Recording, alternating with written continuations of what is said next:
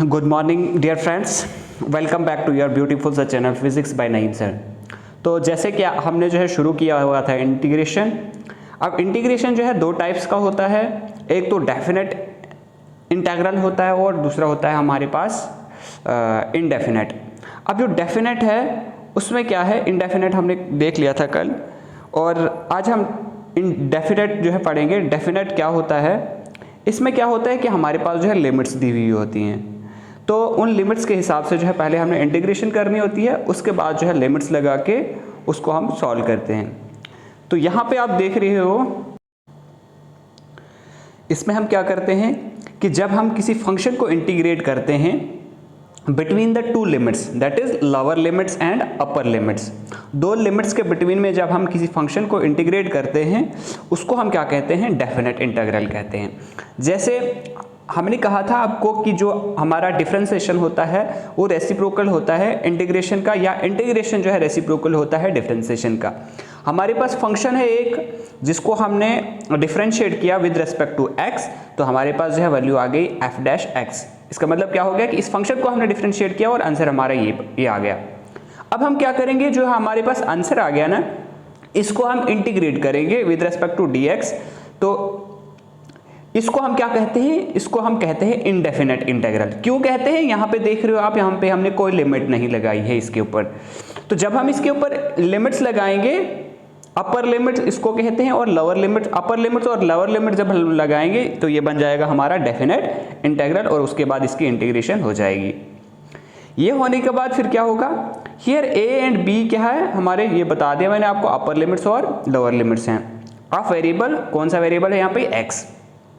After carrying out integration, integration करने के बाद हमारा जो रिजल्ट है, the result is evaluated between upper and lower limits as explained below. उसके बाद हम क्या करते हैं, पहले हमने इसकी इंटीग्रेशन की, ये आ गया हमारे पास एफ ऑफ एक्स।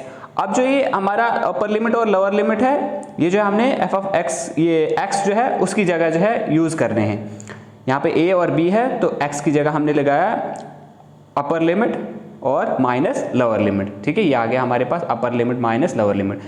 यहाँ पे जो है ये आपको अंडरस्टैंड हो जाएगा with the help of an example, जो हम एग्जांपल नीचे करेंगे उससे। ठीक है, सपोज हमारे पास एक फंक्शन दिया हुआ है, क्या दिया हुआ है, इंटीग्रेशन हमने करनी है किसकी, x square into D x की, और हमारे पास अपर लिमिट है 5 और लोअर लिमिट है 1, इज इक्वल टू किसके बराबर ये आ जाएगा। पहले हम सबसे पहले एक्स स्क्वायर की इंटीग्रेशन करेंगे।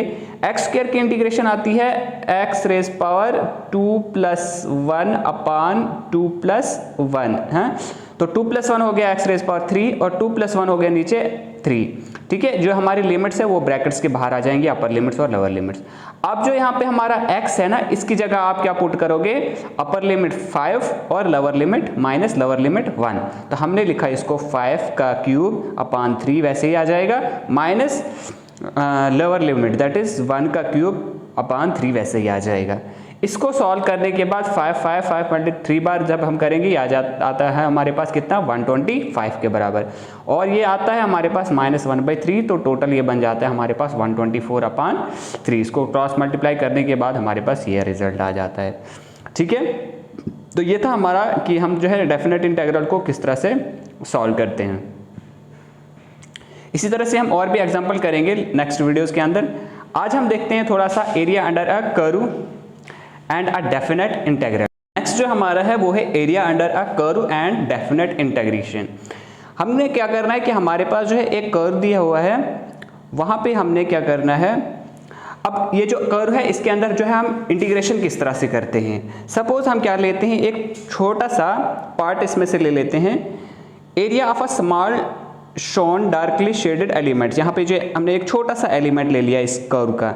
ये जो कर्व है हमारा कहाँ से लेकर x = a से लेकर x = b तक, इसकी लिमिट कहाँ से है, a से b तक, ये जो है पूरा कर्व है हमारा। इसका हमने एक छोटा सा एलिमेंट ले लिया दैट इज dx, इसको हमने मान लिया, और इसकी जो हाइट है वो है कितनी, y।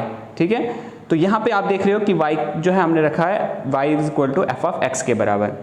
तो तो एरिया जब हम निकालेंगे स्मॉल डार्कली शेडेड एलिमेंट का, तो वो आ जाएगा हमारे पास लेंथ इंटू ब्रेड्थ, क्योंकि एरिया किसके बराबर होता है, लेंथ इंटू ब्रेड्थ, क्योंकि रेक्टेंगुलर है शेप्ड में है ये, तो हमने लिखा y इंटू डी एक्स। अब y जो है हमारा किसके बराबर है, f ऑफ x के बराबर, तो y की वैल्यू हमने यहाँ पे लगा दी, तो ये बन गया हमारे पास f of x into D x.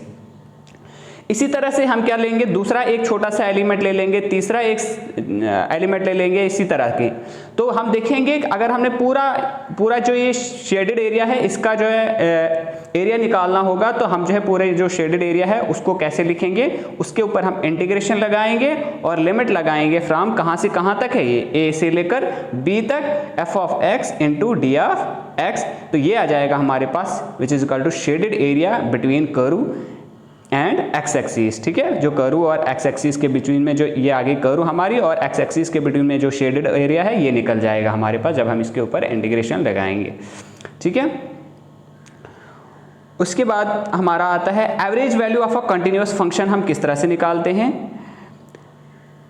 इसके लिए हमारे पास एक फॉर्मूला है, वो क्या है वो हम देखते हैं। Average value of a continuous function in an interval, average value of a function y equal to function हमारे पास f ऑफ x और एन इंटरवल है हमारे पास कहाँ से लेकर a से लेकर b तक, is given by y average. इसके लिए फॉर्मूला है इंटीग्रेशन ऑफ, इसके लिमिट आगे a से b y into D of x upon integration of a to b D of x। ठीक है, तो ये इसकी जब हम इंटीग्रेशन करेंगे ये आ जाएगा b माइनस a।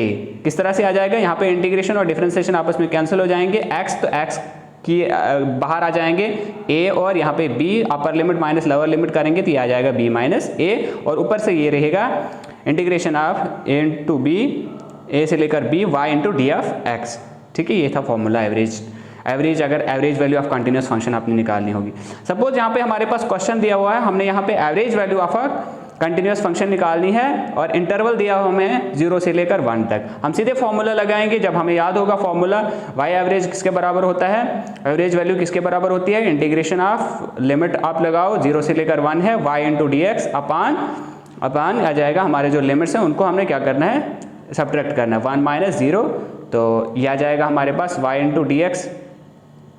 अब y की वैल्यू है हमारे पास 2x प्लस 3, 2x प्लस 3 को इंटीग्रेट करो, जब हम यहाँ पे इंटीग्रेशन इसकी क्या आ जाएगी, x की 2 आ जाएगा बाहर और x की आ जाएगी x raise power n plus 1 upon n plus 1। n है हमारे पास क्या 1, तो 1 हो गया 2 अपान 2 आ गया ये प्लस, तो 3 की इंटीग्रेशन क्या आ जाएगी, 3 की आ जाएगी 3x। ठीक है, और बाहर से लगाओ लिमिट्स 0 से 1।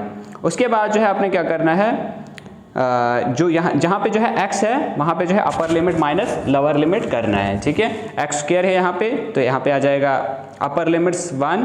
ठीक है, ये यहाँ पे 1 का स्क्वायर, उसके बाद 3 इंटू 1 माइनस लोअर लिमिट। ठीक है, लोअर लिमिट है 0 माइनस यहाँ पे आ जाएगा 0 स्क्वायर माइनस 3 इंटू 0 आ जाएगा, यहाँ पे है अपर लिमिट माइनस लोअर लिमिट हो गया ये। तो इसको सॉल्व करने के बाद फाइनली हमारे पास आता है 1 प्लस 3 और 3 प्लस 1 हो गया 4। तो ये था आज का लेक्चर, होप आपने जो है इसको अच्छे से समझा होगा। और अगर वीडियो जो है आपको अच्छा लगता है तो please like comment share and subscribe जो है करना ना भूलिएगा। Thanks, wish you all the best.